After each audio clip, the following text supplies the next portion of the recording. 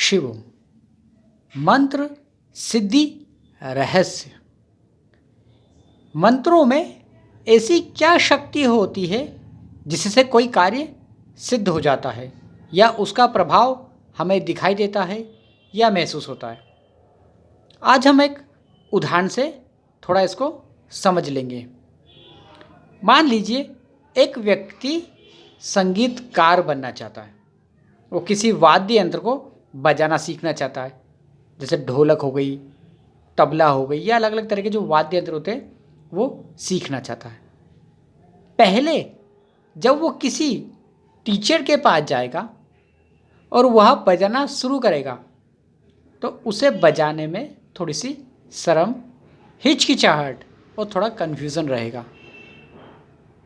उसे बताया जाएगा कि इस तरह से उंगली चलाओ या इस तरह से हाथ को सही दिशा में रखना है। वो वापस गलती कर देगा, फिर बजाएगा, फिर गलती कर देगा, फिर बजाएगा, फिर गलती कर देगा। पर जब उसका मन धीरे धीरे शारीरिक स्थिति को नियंत्रित करने लगेगा तो उसके हाथों की स्थिति सही ताल के लिए तैयार हो जाएगी। अब धीरे धीरे वो स्वयं उसे महसूस करेगा कि मेरे हाथों की जो स्थिति है वो सही तरह से ताल को पैदा कर रही है, ढोलक के ताल को अच्छे तरीके से महसूस करा रही है और मुझे लग रहा है कि नहीं, अब ताल सिद्ध होने लग गया है। सिद्ध मतलब होता है पूर्णता। धीरे धीरे उसके हाथों में एक तरह की सिद्धि हो गई। सिद्धि मतलब उसे उसने साध लिया है, यानी नियंत्रण कर लिया है। अब धीरे धीरे उसको तालों का समझ आने लग जाएगा। अब तो था कि सीखना है, पहली स्टेप में तो उसने ये कर लिया कि अपने शरीर को उसके लिए साध लिया। अब दूसरा स्टेप जब चालू हुआ तो उसने तालों को पहचानना शुरू करा। कितने अलग अलग तरह के ताल होते हैं जिससे अलग अलग चीज़ों में इसका उपयोग किया जाता है। भजन में, गाने में, किसी भी तरह के अलग अलग चीज़ों में उसका ध्वनि का किस तरह का उपयोग होगा। अब वह इस चीज़ को सीखना शुरू करता है।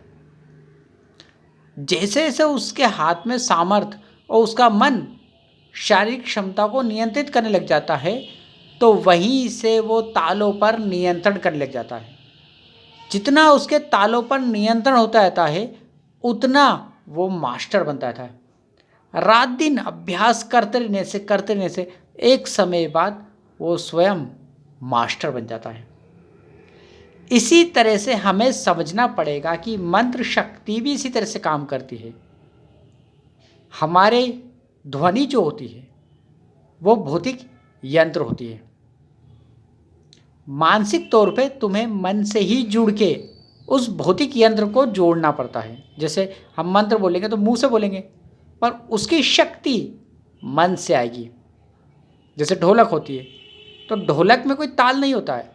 जो व्यक्ति बजाता है उसके द्वारा किसी विशेष तरीके से या विशेष नियम से जब उसके ऊपर शक्ति का प्रदर्शन किया जाता है तो उससे एक विशेष ध्वनि पैदा होती है। यही मंत्र सिद्धि का रहस्य होता है। ज़्यादातर क्या करते हैं, उठे, मंत्र ले लिया, चिल्लाने लग गए, रटने लग गए, जपने लग गए, पर वो साधना के तौर पे मंत्र नहीं कर रहे हैं। वो किसी चीज़ को पढ़ रहे हैं या रट रहे हैं, इसीलिए उन्हें मंत्र सिद्धि नहीं हो पाती है। दूसरी, सिर्फ ज़रूरत के लिए मंत्र सिद्धि करते हैं, समर्पण से मंत्र सिद्धि नहीं करते, इसलिए ज़्यादातर साधकों को मंत्र सिद्ध हो ही नहीं पाते।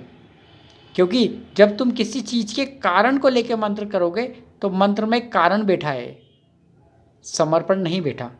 और जब समर्पण हो जाएगा तो मंत्र स्वयं ही सिद्ध हो जाएगा और जो तुम्हें फल चाहिए वो तुम्हें मिल जाएगा।